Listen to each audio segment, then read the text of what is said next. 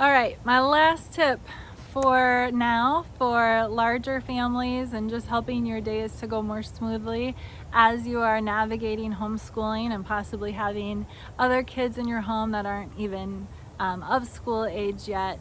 And it is maybe something that's going to sound discouraging, but I promise it will help you.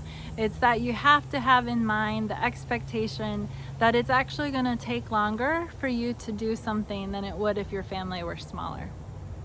I don't think there's any way around this. I hear sometimes, or I'll see little graphics that people will post about how long school should take, and I'm just gonna tell you that I hate them.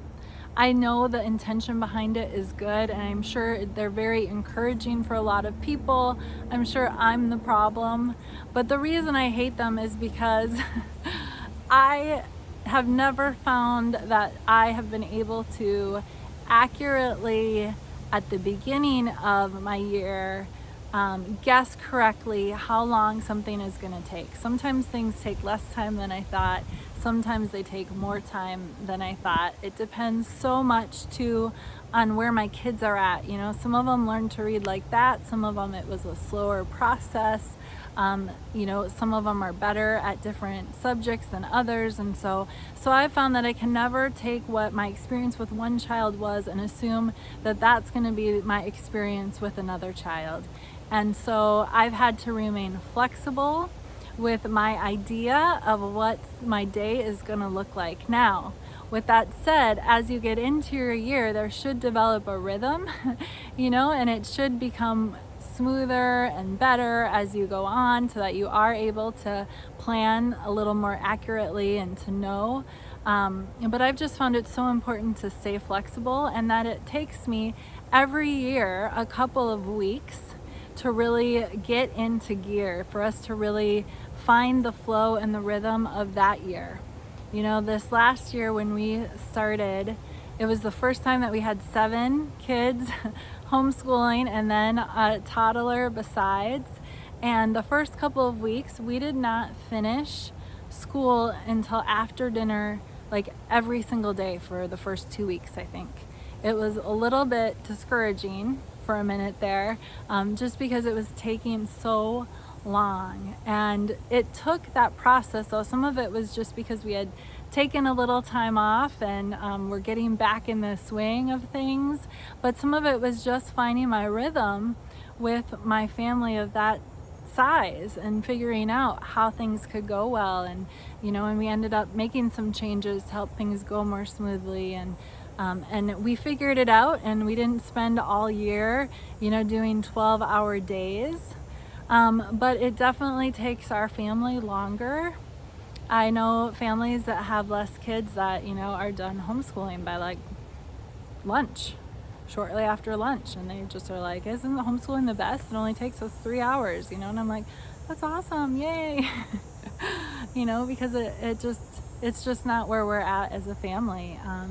And that's okay, because the priority of my family in this time is for us to have the best possible experience for us, to find what works for me and my kids. And so it doesn't have to be what works for anybody else.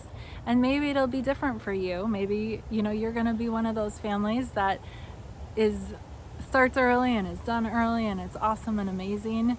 But if that doesn't end up being the case for you, I think it's really helpful to just know that there's nothing wrong with you. You just have more people in your home. It takes a teacher longer to grade papers and to be planning for larger classes. There's a reason why people plan for smaller classes as much as possible in public schools, because then teachers are able to give more one-on-one attention and and just do things differently than in larger classes. Now, I'm guessing you don't have 30 or 40 kids at your house, but the same is true. You are one person who is trying to give care and attention to more people than you. And so give yourself grace in the process. Don't expect to perfect it overnight, but allow it to be a journey as you discover what fits and what doesn't fit. And just know that from season to season, it's going to change. And it's okay because you're not competing against anyone. You're just finding what works best for you and for your family. And you're the best person to do that. You don't have to judge it according to any other time frame or time management system. You just need to do what is best for you.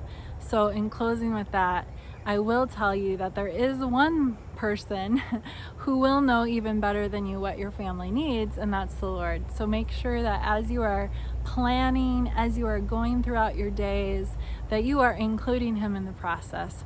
That you are, of course, praying and asking Him to be there and blessing it, but also that you are seeking His wisdom and you're asking for creative solutions, because He will give it to you. He will let you know, and He will help direct and guide your steps as you go.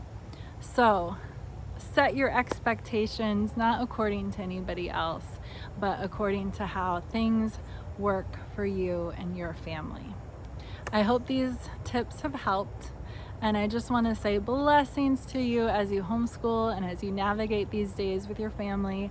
I know that sometimes they can be stressful and even overwhelming, but they are also so precious and beautiful, and so may you just find great joy in this time that you have with your kids.